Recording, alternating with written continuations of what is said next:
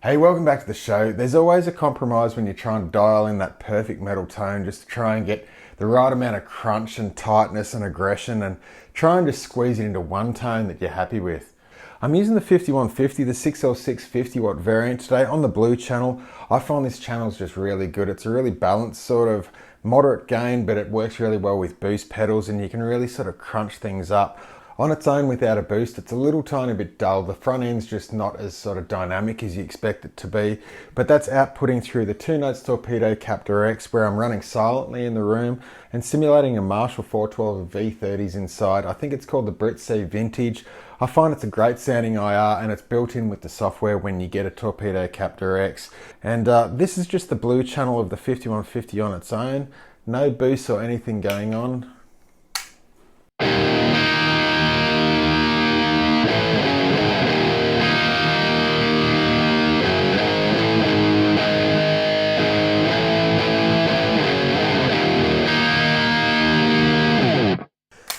And that's not a bad sound at all. It's actually really good, but I think we can make it better just by adding boosts and just pushing that front end just to add the right amount of attack and crunch and aggression and everything that you do. And what's more with the 5150, I find that active EMG 81s just really seem to work with this setup. It's just, I don't know what it is about the gain structure of that, but active EMGs and a 5150, it's almost like the Mezza Boogie sort of partnership. They just seem to really work well together.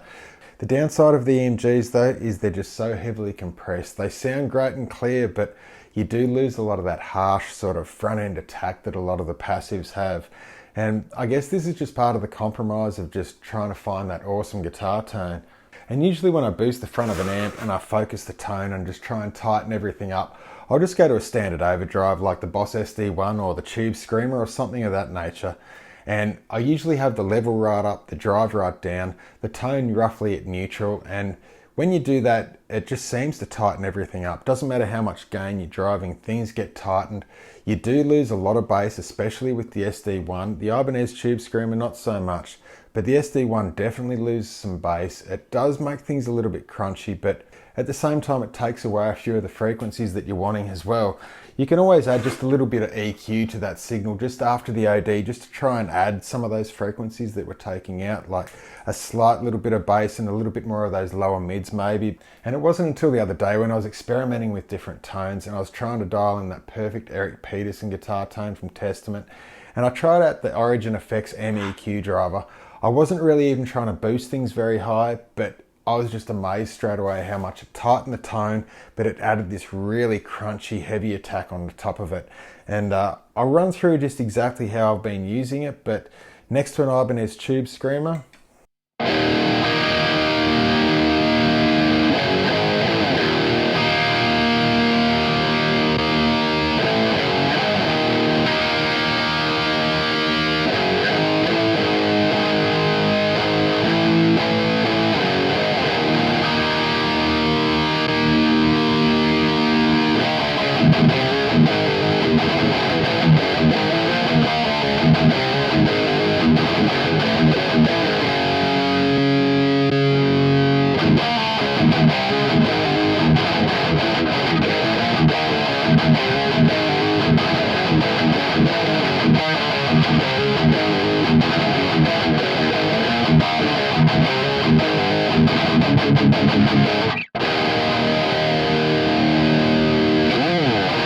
hopefully that was pretty apparent the way they were both really different from each other there. The Tube Screamer seemed to just saturate things a little bit more. It was a little bit sort of muddier on the top. We can go back now and just adjust the level of the Tube Screamer going in, but as I wind back the level, things just seem to really thin out a little bit too much and you just lose that sort of whole oomph in the front end. But I'll show you what I mean there.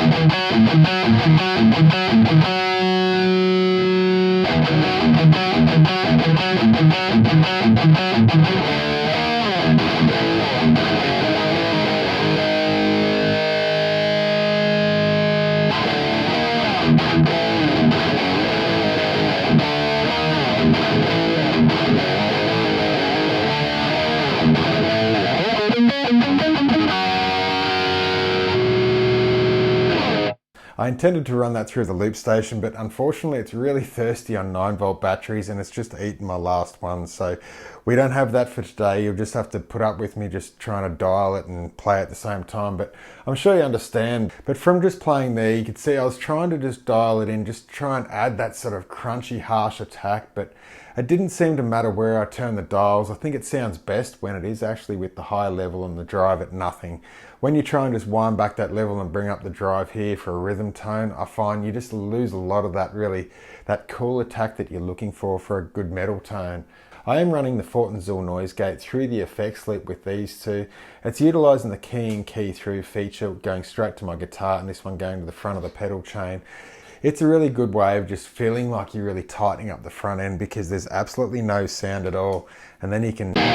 And in that regard, it feels like you are adding a little bit more crunch to it, but if you use that in turn with something like the MEQ driver, Scott Ian always had great tone and great crunch, and he had like that TC electronic, like the line booster driver, that distortion in all those earlier Anthrax albums. That was a really awesome crunchy metal tone, but unfortunately they don't make that anymore. They've made similar pedals, but I was just trying the MEQ driver through more of like a high gain scenario, and I'm just amazed how well it does tighten things up really well, but it just adds this level of crunch over the top, and it's only very subtle, but you can really fine tune exactly where you want this one to be, and it's just one of my favorite boosts for a front end of an amp. I showed it off on the channel when I first got it, and we're going through the 800 and we just dialed in some really cool sort of old school 80s sort of metal tones, like early Kill 'Em All sort of tones, but running through more of like a high gain setup, I'm amazed how much aggression and how cool it actually sounds.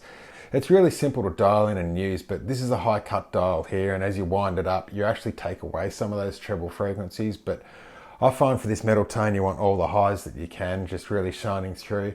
You've got a selector here just to actually what you're boosting, whether it's like the 1K, the 1.2, or the 800 hertz sort of range. I find it's really natural just on the 1K, and this is your mid dial right here on actually how much mids you're actually feeding into the signal. You've got the input level of just the same level as what's on like a tube screamer or that, and then your drive dial, which is the same again. Super simple to use, and it also negates having to use like an EQ with an overdrive to try and compensate. It seems to capture the whole lot in one pedal, but I think it's just a great rhythm tone.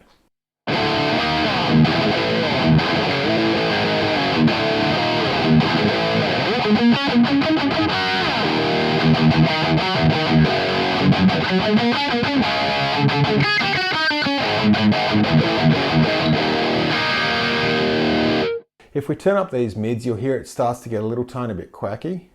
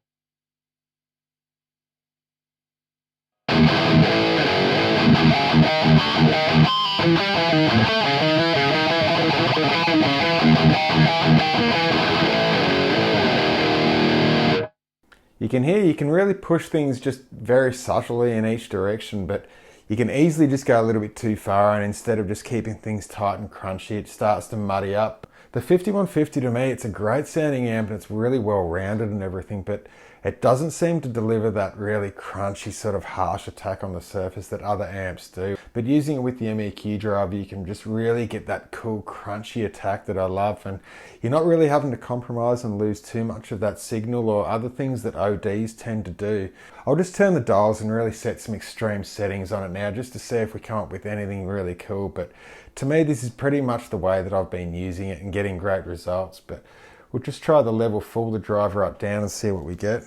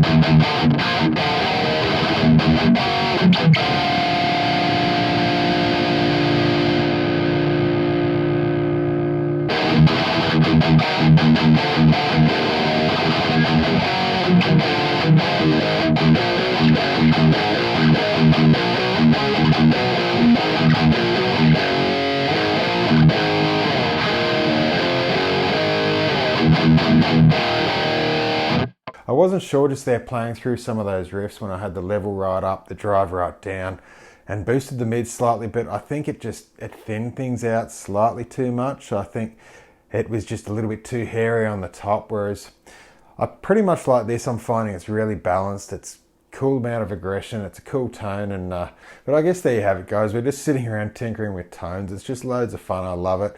But MEQ driver by Origin Effects, it's just a really cool pedal. It's becoming one of my favorites for sure. And anyway, guys, until next time, I'll see you next week. Bye.